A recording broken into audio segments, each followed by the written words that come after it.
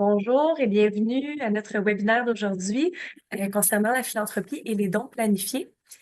Merci d'être parmi nous. Mon nom est Corinne Sobé-Boulay, je suis gestionnaire de portefeuille et planificatrice financière chez Raymond James au sein de l'équipe d'EMOS Gestion de patrimoine familial. Alors aujourd'hui, c'est déjà l'avant-dernier webinaire de notre série dans le cadre du mois de la littératie financière. Et j'ai le grand plaisir d'avoir avec moi pas seulement une panéliste, mais deux panélistes, deux collègues là, chez Raymond James. Alors, on a avec nous Marissa Ledigna. Bonjour Marissa. Bonjour. Vice-présidente adjointe là, en solutions et succession de fiducie chez Raymond James.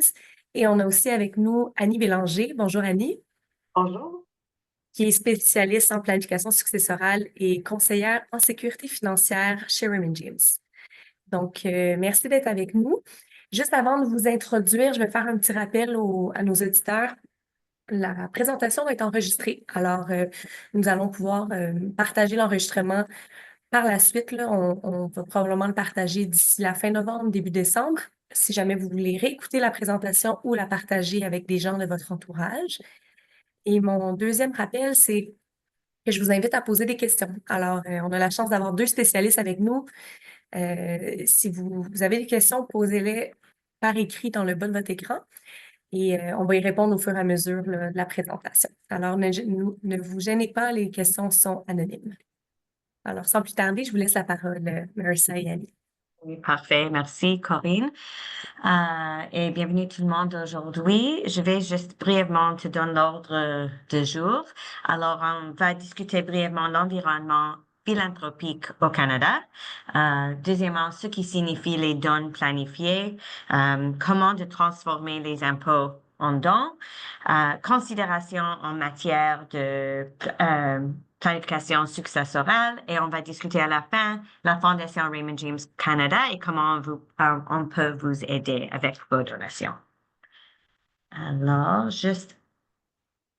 Oh, je m'excuse. Je pense que j'étais sur cette diapo. Je m'excuse. Alors, ça, c'est l'ordre du jour. Il y a beaucoup d'écrans avec tous les diapos. OK. Alors, juste très brièvement, c'est une graphique qui m'a touchée que vous voyez qu'il y a des différents les groupes d'âge de moins de 25 ans, 25 à 39 ans, 40 à 54 ans et l'âge de 55 plus. Et il y a un déclin, il y a 3 barres de 2006, 2015 et 2019.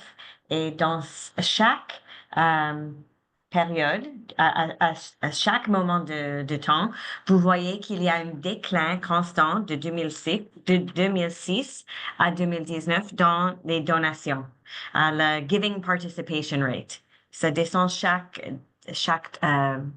période et ça veut dire qu'il y a une dépendance croissante à l'égard d'un plus petit groupe de donateurs vieillissants, mais aussi ça nous donne une petite portrait qu'il y a un manque de financement auquel font face les organismes de bienfaisance partout de la pays. Alors, je vais tourner le diapo à Annie. On va discuter des autres choses plus tard. Alors, pour donner une idée de la situation au Canada sur les organismes de bienfaisance, on a environ 86 000 organismes de bienfaisance enregistrés auprès de l'Agence du revenu du Canada et 78 d'entre eux reçoivent moins de 500 000 en dons annuellement. Donc, on a beaucoup de petits organismes locaux qui travaillent pour aider les plus démunis. C'est surprenant de savoir qu'ils emploient quand même 10 de la main-d'œuvre canadienne, ce qui est significatif. Et ces organismes représentent 8,3 du PIB du Canada, ce qui correspond à un montant de 168 milliards de dollars. Donc, c'est une industrie, c'est peut-être pas le bon mot, industrie, mais c'est un secteur de l'activité économique qui n'est pas à négliger. Donc, c'est très important que ça demeure en santé. On va tourner la page. Alors, on voit que depuis la diapo que Marissa nous a montrée, le déclin a continué de se produire en 2019 et entre 2019 et 2021. Tout le monde comprend qu'on a vécu une pandémie et ensuite une inflation qu'on n'avait pas vécue depuis plusieurs années. Donc, ça rend encore plus difficile la collecte de dons de bienfaisance par les organismes. Puis, en même temps, ils répondent à une demande croissante. Fait que c'est un défi auquel il faut que les gens soient sensibilisés. Donc, il y a toujours le manque de financement à travers le pays. Par contre, le Canada est un des pays où c'est le plus avantageux au niveau fiscal de faire des dons de bienfaisance. Ces avantages-là sont toujours disponibles et ça prend une bonne planification et des conseils avisés pour être sûr qu'on maximise l'avantage puis qu'on est capable de subventionner ces organismes qui font un travail si important. Continue. Alors, c'est quoi un don planifié? On peut faire un don direct. Donc, à chaque année, on fait un don en argent, on décide de donner une cause. C'est pas vraiment planifié. Tu sais, je prends souvent l'exemple de la guignolée à Noël. On est dans notre voiture, on est arrêté à une lumière rouge. Il y a un bénévole qui nous tend son contenant pour qu'on mette un billet ou des sous dedans. C'est ça, un don direct. Donc, il n'y a aucune implication ultérieure. Mais quand on parle de dons planifiés, là, on parle de dons qui sont structurés pour maximiser le don grâce à des stratégies fiscalement avantageuses. Ça va faciliter une implication continue dans le temps. Et souvent, quand on va structurer ce genre de dons planifiés-là, on va travailler avec une fondation privée versus une fondation de dons de bienfaisance. Donc, je vous fais un exemple, c'est une fondation privée dont on va parler tantôt versus une fondation comme la Société canadienne du cancer ou la Croix-Rouge ou Centraide. Alors ça, c'est la différence entre une fondation privée et une fondation publique. Et ce qui est intéressant avec les dons planifiés, c'est qu'on a une possibilité de créer un héritage qui va perdurer au-delà de notre vie pour continuer d'aider les gens, même après notre décès. Je vais vous donner des exemples un petit peu plus tard là, pour vous montrer de quoi ça peut avoir l'air. Alors, à ton tour, Marissa. Oui. OK, alors, je sais pas comment est-ce que les mots sont très, très petits sur l'écran, mais il y a nombreuses de raisons différentes pour lesquelles les gens ont choisi de faire des dons. Peut-être c'est la compassion pour les personnes qui ont besoin, la croyance personnelle dans la cause, la contribution à la communauté. Peut-être c'est une cause personnellement qui les a touchés. Peut-être c'est une demande, un appel, un courriel d'un ami, d'un membre de la famille, un voisin, un collègue, et peut-être une obligation religieuse, ou peut-être pour les crédits d'impôt. Ça touche beaucoup de nos clientèles. Alors, il y a de nombreuses raisons tu peux voir dans les trois premières catégories, les pourcentages sont très similaires selon les domaines. Mais je veux juste souligner quelques petits écarts. La population de 75 et plus donne plus que les autres groupes pour les raisons de recevoir les crédits d'impôt et aussi pour les obligations religieuses.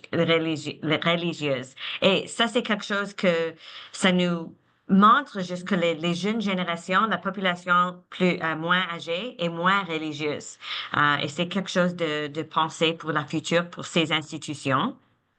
Aussi, les personnes moins de 65 ans étaient dans la catégorie qui sont donnent à une cause qui sont personnellement touchées. Et aussi, entre 65 et 74, ils sont, un instant, ils sont plus susceptibles de faire un don à des causes. Non, je m'excuse, 65 et 74 sont susceptibles de faire un don à des causes qui sont personnellement touchées, et moins de 65 était la catégorie là, qui sont plus à l'aise à donner à des causes lorsque les amis, les voisins, les familles le demandaient. Alors, il y a beaucoup de crowdsourcing aujourd'hui. Je pense que nous avons tous reçu des courriels pour soutien mon cause, je marche pour cette cause, ou je vais vers une cause, une vélo de Montréal à Québec pour cette cause. Alors, c'est quelque chose qui est beaucoup pendant les dernières décennies, je pense. C'est beaucoup plus une méthode plus populaire pour faire des donations directement. Et c'est intéressant de voir, Marissa, que les crédits d'impôt, c'est pas la première raison, contrairement à ce que plusieurs personnes pourraient penser. Donc, c'est vraiment la compassion, puis tu sais, de croire dans une cause qui va nous amener à faire des dons, surtout quand on est plus jeune. Je Non, pense que c'est absolument vrai. Je m'excuse quand je vois tous les, parce que ça touche tout le monde, juste de faire bien. Ça, c'est quelque chose que ça nous donne de confort, que ouais, on fait des dons pour les bonnes raisons. Mais juste les différences entre les, c'est intéressant de voir ça. Puis Oui, les gens âgés, ben c'est sûr ils vont peut-être être plus sensibilisés au crédit d'impôt parce que c'est le moment où ils vont planifier leur succession. Puis des spécialistes comme nous vont leur amener des idées de dons planifiés afin de minimiser les impôts, puis de pouvoir donner autant à leurs enfants et de favoriser leur organisme de charité favorite au lieu de donner l'argent à Revenu Canada. oui. Alors, juste aussi, alors, qui sont des philanthropes? Alors, quiconque, quelqu'un qui donne du temps, du talent ou de l'argent peut aider à améliorer la vie des autres personnes. Alors, ça peut pas, ça, c'est bien quand c'est de l'argent, mais ça doit pas être seulement ça. N'importe qui peut être une philanthropique, qui être philanthrope. L'enfant du coin qui vend de limonade sur la rue pour donner l'argent à l'hôpital pour des enfants parce qu'il connaît quelqu'un qui passe un traitement. Peut-être les enfants à l'école, comme mes enfants qui recueillent des fonds lorsqu'ils font la course de Terry Fox, ou portent des chemises bleues pour la Journée nationale du diabète. Ça peut commencer avec des petites choses, mais la graine philanthropique, quand c'est planté très jeune, c'est une très, très bon. Ça va rester pendant le reste de la vie, vraiment. Voilà. Aussi, même quand vous êtes un peu plus âgé, peut-être vous n'avez pas d'argent, mais vous pouvez aider à livrer des repas ou rendre des visites à des personnes âgées. Quelqu'un qui coupe les cheveux pour faire une donne pour une perruque. Tout avec des merveilleuses intentions. Alors, n'importe quel âge, vous pouvez être philanthrope. Souvent aussi, alors la première, c'est tout le monde. Des fois, souvent, il y a des legs qui sont laissés aux organismes de bienfaisance dans des testaments. Alors, les testateurs peuvent faire des dons à des diverses causes au cours de leur vie. Mais maintenant, parce qu'ils sont pas là pour ont besoin d'argent, ils peuvent peut-être laisser un peu plus dans ce moment à une cause ou plus de causes qui sont proches de leur cœur. Aussi, de nombreuses entreprises prennent une ou plusieurs causes sociales tout au cours de l'année. Peu importe s'il s'agit d'une grande ou petite entreprise, vous pouvez faire une grande impact. Alors, chaque année, Raymond James fait le tour pour vaincre le cancer. On a une équipe. Corinne, je pense que vous et Marc-André aussi. Annie, je pense, avez pédalé pour Oui, diabète. oui, c'était pour le diabète qu'on a fait du vélo, oui. là. Mm. On a eu beaucoup Exact. de plaisir. C'est Oui, ça c'était une très belle journée. Fait que c'est le fun de combiner philanthropie et rassemblement d'équipe aussi, là, esprit d'équipe. Mm. Exact. Alors, chaque mai, Raymond James, à travers le pays, vraiment faire le mois de Raymond James s'engage et nous contribuons à nos communautés locales. J'ai préparé des repas des dernières années pour le manoir Ronald McDonald, pour les familles des enfants hospitalisés. Alors, chaque personne peut faire qu'est-ce qu'il peut. et des entreprises aussi. C'est un bon sentiment de travailler avec pour des équipes qui veulent faire du bien. Euh, Aussi, il y a des héritiers qui peut-être ils sont des bénéficiaires d'un héritage, alors ils profitent de l'occasion de faire une donne avec une partie. Parfois, c'est une cause chère dans le mémoire de la personne pour leur souvenir, mais aussi peut-être maintenant ils ont un petit plus pour faire une donation à un organisme avec qui ils ont un lien personnel. Euh, Aussi, peut-être pour une autre raison, vous trouvez que vous avez plus de capital ou de revenus pendant une année, un bonus, une vente des biens, des actions qui a une bonne performance. Alors, il y a de nombreuses raisons pour faire une donation. Et aussi, on voit avec beaucoup de familles, il y a des familles qui ont une histoire de faire des donations. Alors, il y a des familles qui veulent perpétuer l'héritage caritatif des générations qu'ils ont fait précéder. Et c'est important de faire le lien avec la famille des générations qui sont dernières, mais aussi pour la future, avec des liens de la communauté locale, peut-être ou sur vraiment une plus grande échelle, on a larger scale. Je m'excuse pour si je perds des mots. Mais il y a beaucoup de causes. Peut-être c'est une école, un hôpital, une cause, la nature des organisations communautaires, mais les besoins, on voit, les besoins sont infinis. Alors, c'est important de continuer cette manière ou la tradition de faire les donations. Alors, comment le gouvernement euh, va ventiler ses dépenses? Alors, on voit ici comment $1 d'impôt canadien est réparti dans l'ensemble des dépenses gouvernementales. Alors, on voit que la dette publique coûte 7,7 sous. Les prestations aux personnes âgées représentent 15 l'assurance emploi 6 les, euh, les prestations pour les enfants 7 les transferts en santé aux provinces représentent 12 les transferts sociaux 4,3 et ainsi de suite. Donc, l'argent est dépensé, mais c'est important de dire comment on peut structurer nos choses de manière à ce que on puisse aussi complémenter toutes ces dépenses-là qui sont en grande partie des filets sociaux, mais qui ne couvrent pas tous les besoins qui sont infinis.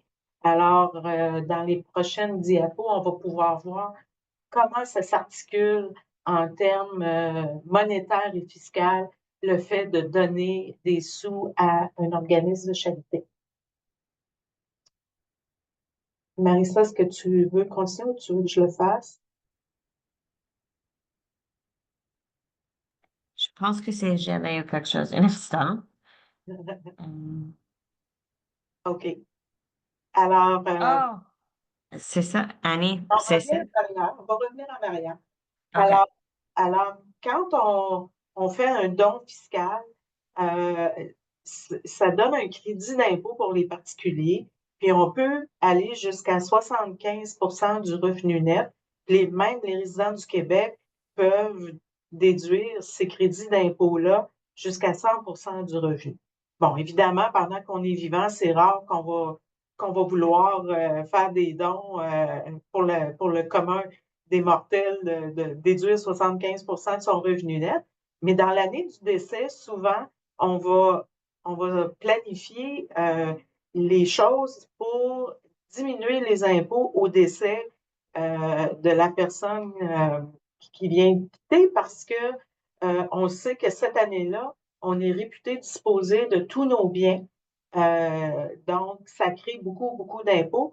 Donc, le fait d'avoir planifié des dons, on va être capable de réduire cet impôt-là.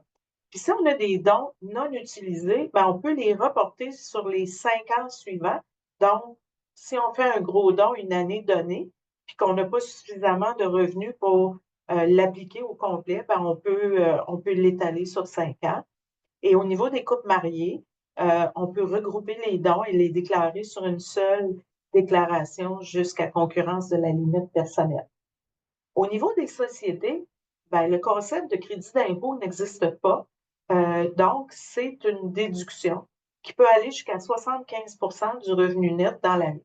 Donc, un propriétaire d'entreprise, s'il veut donner l'argent de sa compagnie, ben, ça va aller directement réduire le revenu net imposable de sa société. Et ici aussi, on peut reporter sur 5 ans. On va continuer. Alors, les taux de crédit d'impôt pour 2023, puis ça n'a pas vraiment changé depuis. Si on regarde particulièrement là, pour le Québec, le premier 200 est déductible, donne un crédit d'impôt, pardon, de 20 ce qui vient effacer là, la première tranche d'impôt. Et au-dessus de 200 de dons, on est à 24 puis ça peut aller jusqu'à 25,75. Et ça s'ajoute au crédit du fédéral. Le premier 200 donne 15 de crédit d'impôt. Au-dessus de 200, on est à 29 jusqu'à concurrence de 33. Donc, si on est au taux marginal le plus élevé, qui est 53,3 au Québec, ben, on va être capable là, d'aller maximiser notre économie d'impôt en faisant des dons importants. Continue. Alors, les dons du vivant, comme on le dit plus tôt, on peut faire un don en espèces, en argent. Alors, le reçu fiscal va être émis immédiatement pour la pleine valeur du don.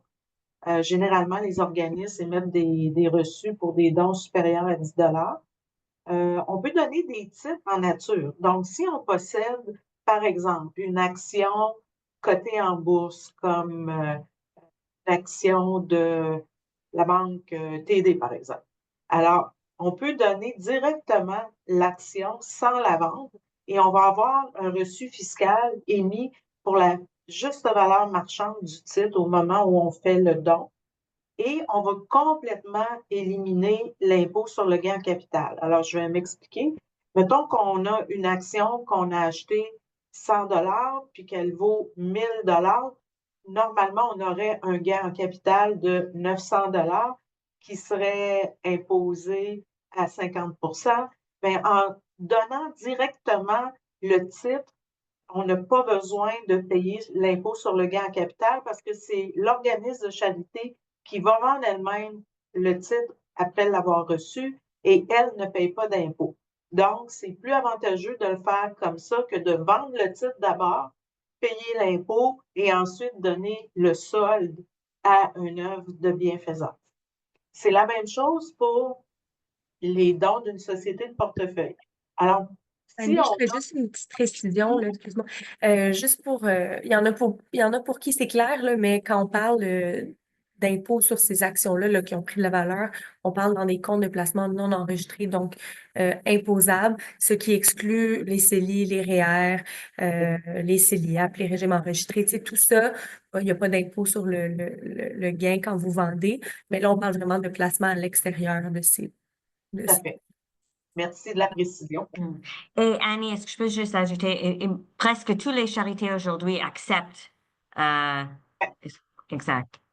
Oui, alors presque tous les organismes de charité là, sont équipés pour prendre ces titres cotés en bourse-là et les vendre par la suite.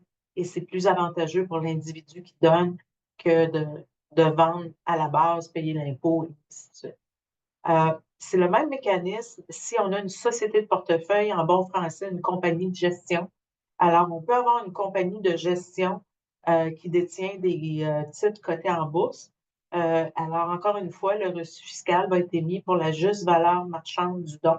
Donc, si on a une compagnie de gestion qui a 1 million de valeur, ben, on va recevoir notre crédit d'impôt pour le 1 million et on va encore une fois éliminer le gain en capital. Et la beauté de la chose, c'est que la valeur du gain en capital va être ajoutée au compte de dividendes en capital, ce qui va permettre de sortir des sommes non imposables. Alors, je ne vais pas faire un cours de fiscalité aujourd'hui, mais pour vous expliquer brièvement c'est quoi le compte de dividendes en capital. Ben, quand une compagnie vend des biens puis qu'elle réalise un gain en capital, 2 tiers du gain va être imposable, mais l'autre tiers ne sera pas imposable. Alors, si on veut sortir ces sommes-là de la société, ben, il y a un compte fictif dans la déclaration d'impôt de la société qui s'appelle le compte de dividende en capital. Alors, c'est là qu'on va venir verser la portion non imposable du gain pour pouvoir le remettre au nouvel actionnaire qui serait la charité ou encore l'individu, là, selon la façon dont on a structuré la transaction. On peut aussi donner des polices d'assurance vie. Alors, on peut donner des polices existantes, on peut donner une nouvelle police, on peut donner le produit d'une police d'assurance vie, c'est-à-dire le capital d'essai au moment du décès de l'assuré, et chaque méthode va entraîner là, un traitement différent. Alors, si on donne une nouvelle police directement à une œuvre de charité et l'œuvre de charité va devenir propriétaire et bénéficiaire du contrat d'assurance et l'individu qui donne la police va continuer de payer les primes de son vivant, alors il va pouvoir recevoir à chaque année un reçu fiscal équivalent au montant de la prime qui est payée. Alors, c'est une possibilité de faire un don éventuel très important à petit coût. Par exemple, si on achète une police de 100 000 puis que la police coûte 3 000 par année, à chaque année, on va avoir notre reçu d'impôt de 3 000 mais à notre décès, c'est 100 000 que l'œuvre de charité va recevoir d'un seul coup. Ça, c'est une façon de réduire les impôts annuels de la personne qui fait le don. On peut aussi donner une police existante. Alors, quand on fait ce type de don-là, on va évaluer le capital d'essai qui va être payable au décès et on va attribuer une juste valeur marchande.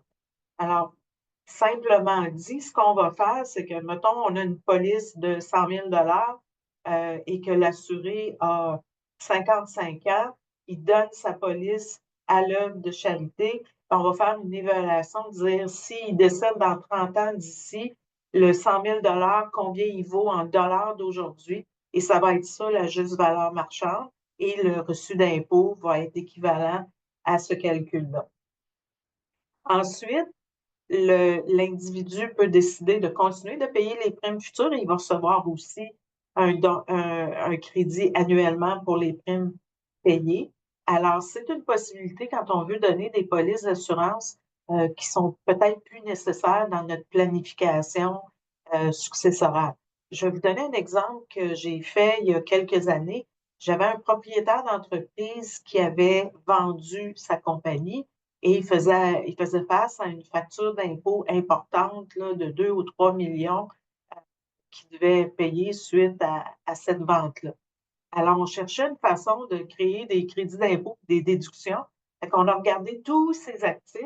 On s'est rendu compte qu'il y avait 3 vieilles polices d'assurance qu'il n'y avait plus vraiment besoin parce qu'il y avait pratiquement plus d'impôts à payer au décès vu qu'il venait de payer l'impôt au moment de la transaction. Puis il était indépendant de fortune. Donc, ces 3 petites polices-là n'allaient pas changer vraiment grand-chose dans l'héritage que ses enfants allaient recevoir. Donc, on a fait évaluer les 3 contrats par un actuaire et on est arrivé à une juste valeur marchande d'à peu près 1,3 million pour les 3 polices. Alors, il a pu il les a donnés à une fondation privée, il a reçu son reçu d'impôt et il a pu appliquer ça contre les impôts qui étaient payables suivant la vente de son entreprise. C'est vraiment un planning qui est un peu plus sophistiqué, mais qui fonctionne très, très bien. Puis, il était vraiment content parce que en plus d'avoir diminué ses impôts de son vivant, il venait de s'assurer de léguer éventuellement 1,5 million à des œuvres de charité de son choix. Fait que c'est vraiment gagnant-gagnant, sauf pour Revenu Canada. Et enfin, la dernière méthode, c'est de donner le produit d'une assurance vie au moment du décès. Alors ça se fait par le testament. On vient dire dans notre testament, quand je vais décéder, il y a une police avec assureur ABC, tel numéro de police, je veux donner cette police-là à une œuvre de charité ou à une fondation. Et à ce moment-là, c'est le capital d'essai au complet qui va générer le reçu d'impôt qui va pouvoir servir à éliminer les impôts qui vont découler de la disposition présumée sur la déclaration finale du défunt. Donc, dépendamment des circonstances, on va regarder qu'est-ce qui est le plus avantageux, qu'est-ce qu'on cherche réellement, est-ce qu'on veut une déduction annuelle pour réduire les impôts du vivant, est-ce qu'on veut réduire les impôts à la fin, etc. Donc, c'est le genre de possibilités qu'on a en donnant toutes sortes de biens, comme vous pouvez voir. Peut-être c'est une mix. Vous pouvez réduire les taxes, mais en vie Ouais. et à la fin de la journée. Mais aussi, je veux juste dire une petite chose parce que j'ai déjà dans mon pratique, pas ici chez Raymond James, mais déjà j'ai rédigé beaucoup de testaments et c'est important de réviser les testaments chaque 3 ou 5 années pour confirmer, peut-être comme Annie a dit, si vous léguez une police d'assurance ou les produits, que le numéro de la police est au courant, parce que des fois, ça change pendant la vie et c'est important de confirmer que exactement cette police est en force vraiment et ça va être payé à la fin de la journée, parce que si vous ne faites pas des révisions ou confirmez, peut-être votre succession aura une surprise que peut-être cette police n'est pas encore En vigueur. exact. Ou si Ouais. on change la police pour une nouvelle et que tu n'as pas ajusté ton testament, ben la Exact. nouvelle police, si le numéro est pas dans le testament, ça ne fonctionnera pas, là. Exact. Ouais. C'est un très bon Bon. conseil. Puis moi, personnellement, je trouve ça intéressant de voir les différents types de dons qu'on peut effectuer. Là, je pense que les gens, souvent, le premier réflexe, c'est un don en espèces, donc en argent. Les dons en nature aussi là, sont quand même connus pour une certaine clientèle, mais c'est plus rare qu'on entend parler des dons d'assurance vie puis de sociétés de portefeuille. Donc, c'est le fun de voir qu'avec un bon planning, selon votre situation, là, il y a différentes possibilités là, à ce niveau-là. Ouais. Je profite de rappeler à nos auditeurs, si vous avez des questions, n'hésitez pas. Il y en a qui se sont rajoutés là, par la suite, donc vous pouvez poser vos questions en bas de l'écran, c'est anonyme. N'hésitez pas. Euh, alors, les considérations en matière de planification successorale. Alors, vraiment, la planification successorale, c'est bien plus que une simple testament ou un mandat protection. C'est vraiment de laisser vos actifs laisser vos biens à ce que vous voulez, mais et comment, dans la manière que vous voulez aussi. Ça peut inclure des intentions de bienfaisance et peut être fait dans les manières différentes. On voit aujourd'hui qu'il y a beaucoup de différentes manières de faire. Mais aussi, peut-être dans un testament, vous pouvez léguer des legs particuliers, des montants, des titres, peut-être un pourcentage du résidu aussi. C'est vraiment, c'est qu'est-ce que vous voulez faire. Et c'est peut être fait directement, peut-être selon une forme de don de bienfaisance, et on va discuter ça dans quelques minutes aussi. Annie a touché un peu sur l'impôt, comment les successions sont imposées. Alors, il y a des impôts sur le revenu dans l'année du décès, et c'est important de noter que dans cette année, l'année de décès, les régimes enregistrés sont réputés être encaissés entièrement la journée de décès ou la journée en avance de décès, mais c'est ajouté au revenu pour l'année de décès. Alors, mais sauf si c'est légué à une conjointe pour lequel il y a un roulement fiscal et un report d'impôt. Mais Annie, est-ce que, je sais pas si je te mets sur le spot, mais si vous léguez un régime différé, un régime enregistré aux charités, est-ce que c'est hors de taxe? Ben, tu aurais un reçu d'impôt qui viendrait probablement effacer l'impôt sur le revenu qui serait imposable. Donc, oui, ça serait une manière de contourner un peu là, Ouais. l'impôt payable. Puis à moins que je me trompe, vous me corrigerez, là, mais je pense qu'au Québec, on peut pas désigner une personne spécifiquement là, dans les comptes enregistrés. Donc, on parle de REER ici, CELI. Donc, ça passerait par la succession, là, du moins au Québec. C'est, Sauf pour les fonds distincts. Exact. oui. Mais on peut pas désigner dans le compte proprement, mais dans le testament, vous pouvez donner l'instruction. Euh, Aussi, de plus, si vos biens sont pas laissés en conjoint pour cet roulement, vous avez réputé avoir disposé de tous vos biens au moment du décès. Alors, ça, ce qui entraîne un impôt sur les gains en capital aussi. Alors, il y a beaucoup de planification que vous pouvez faire pour réduire ces impôts.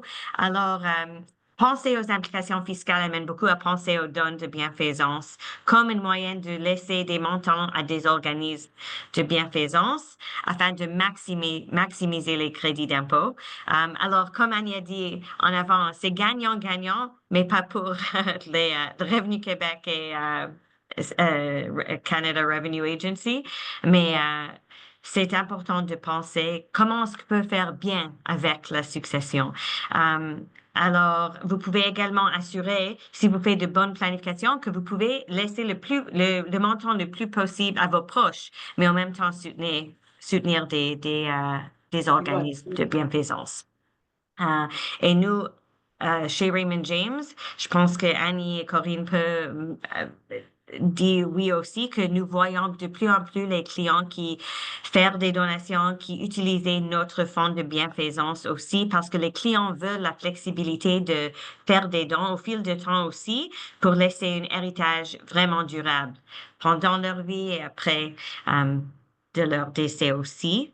Alors, on peut soutenir les clients dans la philanthropie au cours de leur vie et après.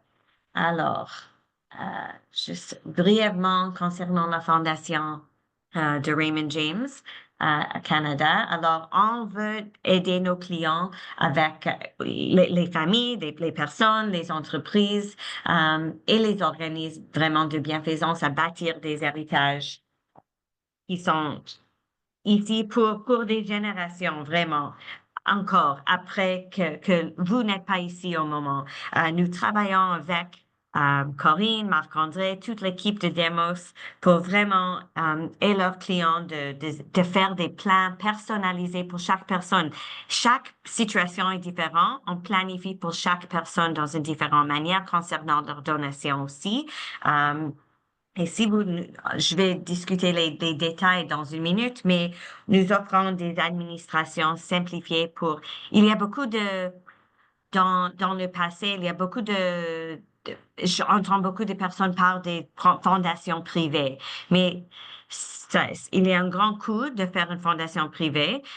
Il y a beaucoup de travail et le reporting qui doit être fait chaque année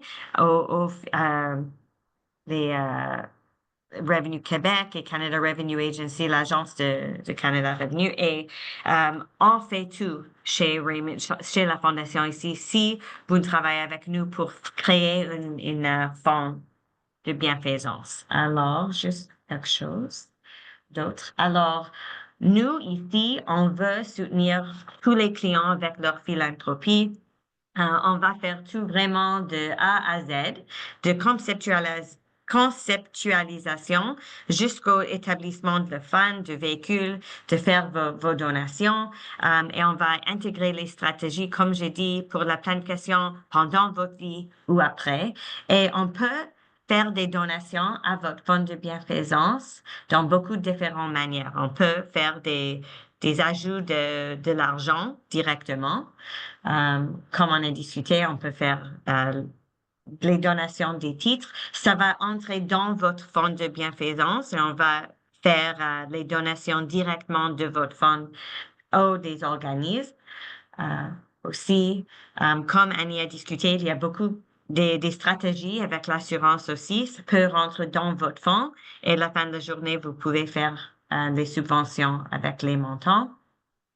Parce que vous pouvez, Annie, vous pouvez directement nommer la fonds de bienfaisance comme bénéficiaire de la police. Ça, c'est possible, right? Aussi, si vous créez un fonds de bienfaisance avec nous, quand même, vous pouvez, des tierces parties peuvent faire des dons directement à votre fonds. Peut-être vous faire une fundraiser pour votre fête. Et vous pouvez, et à la fin de la journée, vous dites que je vais soutenir la SPCA avec tout ce que je vais ramasser pour ma fête. Et vous pouvez faire une grande donation à la fin de la journée de votre fonds chez la SPCA, mais les personnes peuvent ajouter à votre fonds de bienfaisance avec Raymond James. Et il va recevoir une reçue pour ça aussi. Et aussi, comme j'ai dit, il y a beaucoup d'options durant votre vie, mais à la fin de la journée, dans votre succession, peut-être vous avez plus de flexibilité, plus d'argent de donner et vous pouvez faire une autre donation dans votre testament. Pour vraiment laisser une très, très, un héritage qui a vraiment une bonne, qu'est-ce que je veux dire? Je m'excuse. Mais un vrai héritage qui fait du bien. Marissa, on a une question de quelqu'un ici. La question est en anglais, alors je vais juste la lire. Ça concerne the deemed disposition on debt creates a tax liability on debt, but if assets need to be sold to provide liquidity, like say selling a portion of a portfolio of publicly traded securities or the family cottage, can that result in double taxation? En fait, les biens détenus personnellement, non, mais les biens détenus dans une société de gestion, oui. Alors, c'est très important là, de consulter des professionnels pour s'assurer qu'on va éviter la double imposition. Je peux peut-être répéter en anglais ma réponse, là, vu que la question était posée en anglais. Alors, the answer is if the assets is owned personally, no, there wouldn't be a double taxation because the deemed disposition would reset the cost base to the equal to the fair market value. But if the assets are held inside a corporation, absolutely, you could face a double and triple taxation if you have not planned properly at the outset. Parfait, merci beaucoup Annie. Puis d'ailleurs, si la personne est intéressée pour plus de détails à ce sujet-là, on a fait un webinaire très intéressant avec Annie la semaine dernière, là, si je ne me trompe pas. Alors, l'enregistrement de ce webinaire-là pourrait être intéressant de ce sujet. I've seen, je peux ajouter en anglais juste parce que je veux être claire. On voit when I've drafted wills in the past and I have spoken to clients that have, securities with large appreciated gains, there can be language in the will that will say let's say you want to leave a charitable legacy, you say X amount of dollars will be left, but to the greatest extent possible, it's done through appreciated marketable securities. So if you have time to then look at the portfolio and make the best decisions when the time comes to see how can I, make the donation, but also at the same time reduce the taxes to the greatest extent that I can, it's a way to really help reduce the taxes. Ah, c'est un très bon point. Je vais peut-être juste résumer rapidement en français, mais ce que Marissa a dit, c'est que dans le testament, si on dit qu'on veut léguer un certain montant d'argent à une charité, on peut spécifier que on aimerait que, si possible, les dons en action soient priorisés, là. Donc, une analyse peut être faite au moment du décès pour voir c'est quoi le plus avantageux pour faire ce don-là. Est-ce qu'on le fait en dollars ou en action ou de certaines façons? Et votre liquidateur a la discrétion de créer, de décider quels sont les meilleurs de donner. Et c'est important, cette point, parce que des fois, des clients, les testateurs donnent une compagnie spécifique, mais à la fin de la journée, peut-être c'est pas la meilleure position de transférer. Alors, il y a beaucoup de flexibilité. Si vous avez un bon plan un bon plan, je m'excuse. Je m'excuse pour mon accent, pour vraiment, C'est comme Annie a parfait. dit, speak to your professionnel parce qu'on peut faire vraiment des bonnes choses pour réduire vos impôts et faire du bien.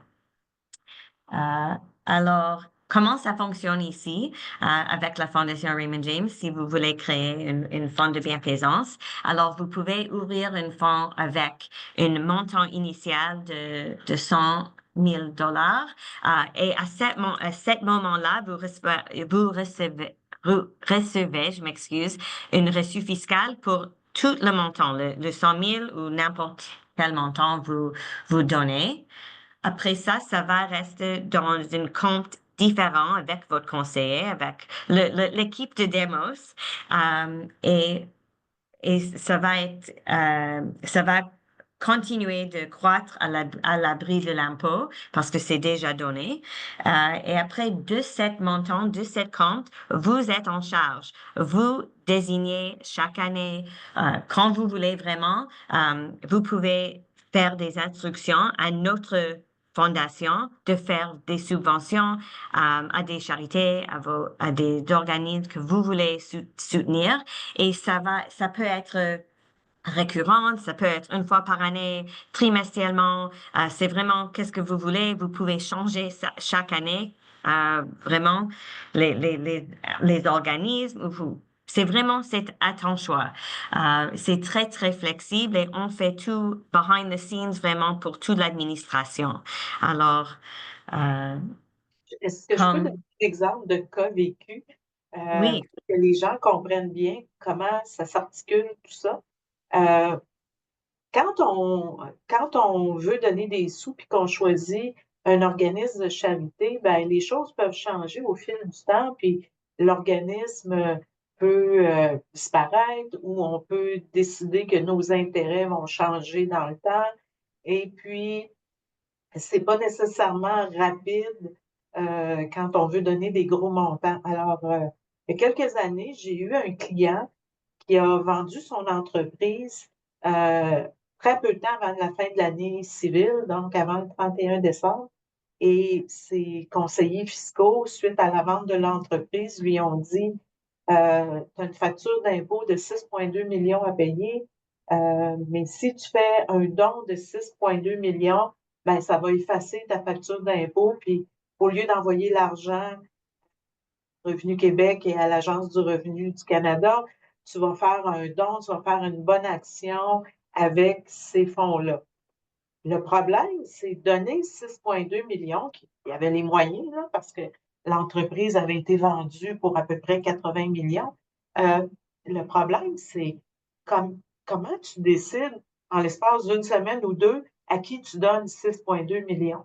Donc, le fait d'avoir une fondation comme celle de Raymond James, c'est comme un parapluie.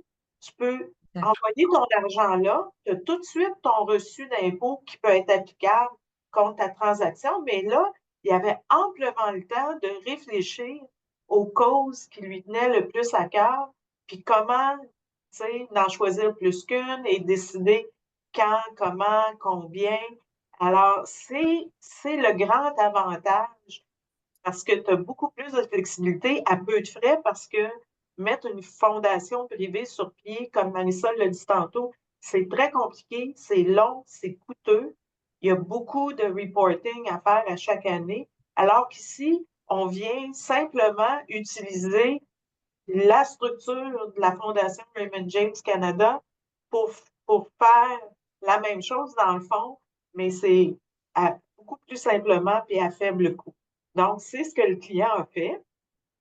Il a fait son chèque à la Fondation, il a reçu son reçu d'impôt, puis là, pendant quelques mois, il a réfléchi, puis à un moment donné, on a eu une rencontre, puis là, il nous a étalé tout son plan à qui il voulait donner son argent, puis c'était très émouvant parce que c'était aligné avec ses valeurs de vie, puis fait que c'était un très beau geste, mais qui a été fait dans le fond avec beaucoup de simplicité. Oui, merci Annie pour l'exemple. Je pense que ça l'aide à bien comprendre le pourquoi pourquoi on voudrait mettre quelque chose comme ça en place. Puis aussi, c'est important de comprendre qu'une fois que c'est à l'intérieur du fonds de non-bienfaisance, ben, cet argent-là peut continuer à être investi à l'abri de l'impôt, là. Donc, tu sais, versus, par exemple, si le donateur garde cet argent-là tout de suite, l'investit lui-même, ben, il va être imposé, là, si on assume que c'est dans des comptes non enregistrés, il va être imposé sur le rendement et là, il fait le don plus tard. Alors que si on donne l'argent tout de suite au fonds, ben, le rendement est à l'abri de l'impôt, là, tout ce temps-là. Exactement. C'est des points excellents, vous deux. Je veux juste ajouter que pour nous, pour ouvrir une compte, c'est très, très vite. C'est quelques jours, une semaine ou deux, vraiment. Alors, prend beaucoup de temps. Mais comme Annie a dit, des fois, ça prend du temps pour faire des décisions. J'ai beaucoup de clients dans la même situation, pas tout le temps à le 31 décembre pour faire les décisions, mais tout autour de l'année, c'est une grande somme de l'argent de décider de comment de soutenir et on a du temps de faire des décisions. Après une vente comme d'une business, c'est vraiment, tu dois avoir le temps de vraiment bien réfléchir et vous pouvez faire des instructions de donner autour vraiment beaucoup des années, distribuer un peu plus parce que, comme Annie a dit, nous sommes une parapluie, la Fondation Raymond James. On a chaque fondation doit faire une montant de distribution chaque année de la fondation, mais parce que nous sommes chaque fonds de bienfaisance du client est sous la parapluie, nous sommes toujours, on a fait toujours plus des donations qu'on doit faire pendant une année. Alors, si vous voulez de temps de penser sur vos distributions, il n'y a aucune personne Urgent. doit forcer de faire des distributions dans une manière très vite. Alors, vous avez du temps vraiment de penser à vos subventions. Est-ce que c'est clair? Je m'excuse quand. Mais c'est intéressant, c'est un autre avantage versus une fondation privée, alors que la fondation privée est obligée de distribuer. Oui. Mais dans votre cas, vu que vous êtes sous le parapluie de Raymond James, il y a assez de distributions déjà qui sont faites. Il y aurait une question ici. Quand on parle du 100 000 là, minimum, est-ce que faut que ça soit une personne individuelle ou si, par exemple, une famille voulait se mettre ensemble pour créer la fondation famille Raymond James, par exemple, c'est possible de le faire de cette façon-là? Je pense qu'il n'y a aucun problème avec ça. C'est comme un nouveau compte. Alors, si toutes les personnes veulent créer le compte ensemble, vraiment, mais pour les donations chaque personne va recevoir la donation pour le montant Mettons euh, que c'est 5 personnes qui donnent 20 000 chacune, ben, chaque personne aurait un reçu de 20 000 pour totaliser 100 000. Absolument. exact. Parfait, merci. Pas du tout. Alors, juste très vite, parce qu'on avait discuté, mais c'est juste pour démontrer avec une graphique que il y a un donateur, vous, les clients, qui font les dons, dans le fonds du bienfaisance, sous la parapluie de Raymond James, mais créez votre propre fonds de don de bienfaisance. Vous pouvez nommer le compte, qu'est-ce que vous voulez, dans votre nom, dans un nom, et n'importe qu'est-ce que vous voulez, la fondation familiale de n'importe quoi. Et aussi, vous recevez, comme on avait discuté, le reçu fiscal dans cette année pour tout le montant que vous ajoutez. Et vous pouvez continuer chaque année. Si vous voyez que vous avez des gains en capital, vous pouvez ajouter à cette fonds de bienfaisance n'importe quand vous voulez. Et après, de cette fonds, vous donnez des instructions et la Fondation Raymond James faire les subventions pour vous à des organismes que vous voulez soutenir. Et juste très, très brièvement, à la fin, comme j'ai dit, nous agissons comme pseudo-fondation pour vous, en faire toute l'administration et parce que nous sommes sous la parapluie de Raymond James, vos donations peuvent être faites anonymement. Si vous voulez aucun crédit, on va enverrer une lettre qui dit, ah, vous recevez à chaque organisme, vous recevez une don de montant de n'importe quoi. Peut-être vous voulez avoir de la recognition et c'est votre choix vraiment. Toutes les charités veulent vraiment remercier les donateurs. Alors, on n'a aucun problème avec ça, mais il y a des personnes qui veulent donner anonymement et vous pouvez faire ça parce qu'il y a la parapluie de Raymond James autour. Sinon, vous devez divulguer qui est la personne qui a fait la donation. Et aussi, comme on avait dit, travailler avec vraiment toute l'équipe, parler avec vos conseillers de démos parce que on peut faire beaucoup si on a du temps pour planifier pour chaque client. Il y a beaucoup de stratégies. Le fonds de dons de bienfaisance est une manière, c'est très flexible, comme on avait démontré aujourd'hui, mais nous sommes ici vraiment tout pour vous soutenir avec tous vos souhaits de faire bien dans vos communautés, dans le monde, vraiment. Merci beaucoup, Marissa. On va rester encore quelques minutes si vous avez des questions. Je veux vous rappeler là, que c'est l'avant-dernier webinaire. Il nous en reste un autre ce vendredi. Je suis très heureuse d'avoir eu la chance d'avoir Marissa et Annie aujourd'hui, deux femmes incroyables qui nous ont donné beaucoup d'informations là. Et si si vous avez aimé, individuellement, ils ont chacun fait un autre webinaire là. Marissa, on en avait fait un sur le rôle honorable entre guillemets, du liquidateur. Donc, on parle de succession et de planification successorale. Et avec Annie, là, on parlait les, au niveau des corporations, là, au décès et des stratégies pour les corporations. Donc, oui, Je veux juste ajouter une petite chose que c'est la fin de novembre maintenant. Alors, si vous voyez que vous voulez faire des donations à la fin d'ici la fin de décembre, c'est important de parler avec votre équipe de Corinne, Marc-André, Jordan, JP, à la fin de la journée, vraiment de penser à ça maintenant parce que ça prend quelques jours. Alors, si vous voulez ouvrir une fonds de bienfaisance avec nous, nous sommes ici pour soutenir, mais pensez à ça maintenant. oui, effectivement, c'est un super bon timing, là, la fin novembre avant la fin de l'année. Donc, c'est le moment de penser à tout ça. Voilà, si on semble pas avoir d'autres questions pour l'instant, si jamais vous avez des questions qui vous viennent par la suite, vous pouvez nous écrire là, par courriel sans problème. Je veux vous remercier grandement, Marissa et Annie, d'avoir participé. Avec Et je plaisir. veux remercier aussi ceux qui ont été présents là, lors du webinaire. Je vous souhaite une excellente journée et j'espère vous revoir vendredi pour notre dernier webinaire concernant l'investissement responsable. Bonne journée à tous.